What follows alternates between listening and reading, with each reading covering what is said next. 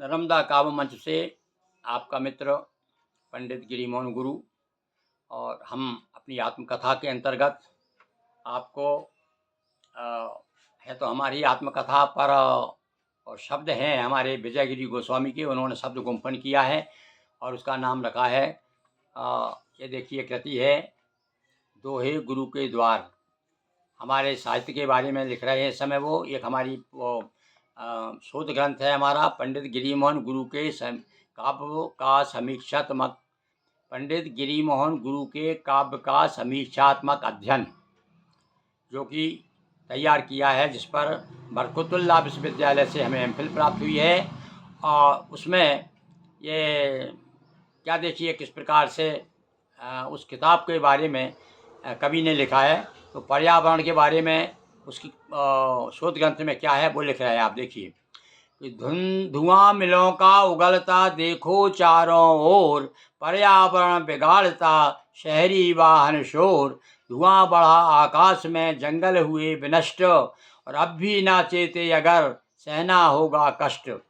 दो रूपों में है प्रकृति कोमल और कठोर, आकर्षित करते गुरु पाठक मन इस ओर, पाठक मन इस ओर। ये पर्यावरण मेरे साहित्य में जो भी उन्होंने पढ़ा उसके बारे में लिखा है। अब जीवन दर्शन आध्यात्मिकता काव्य में व्याप रही सर्वत्र, आध्यात्मिक गुरुदेव सा मिला नहीं अन्यत्र। ईश्वर बाहर है नहीं घट घट करता वास, और माया की पट्टी चढ़ी दिखे न होकर पास, दिखे न होकर पास। गुरुकुल में जन्मे गुरु जन्म जाति अध्यात्म, और दोनों में गहरी पकड़ आत्म तथा परमात्म।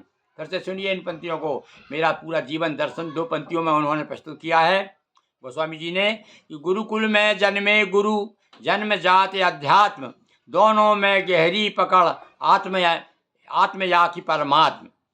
मृत्यु को शाश्वत कहा जीवन को भ्रम जाल, इसीलिए गुरु कह रहे शिव से नाता पाल, शिव से नाता पाल।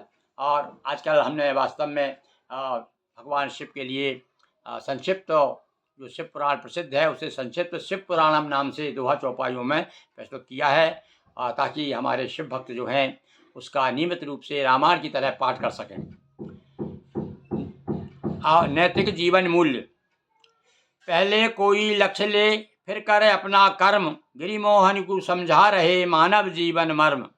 मन भटके तृष्णा बढ़े यदि मन बस हो जाए, काम क्रोध सब दूर हो परम शांति आ जाए।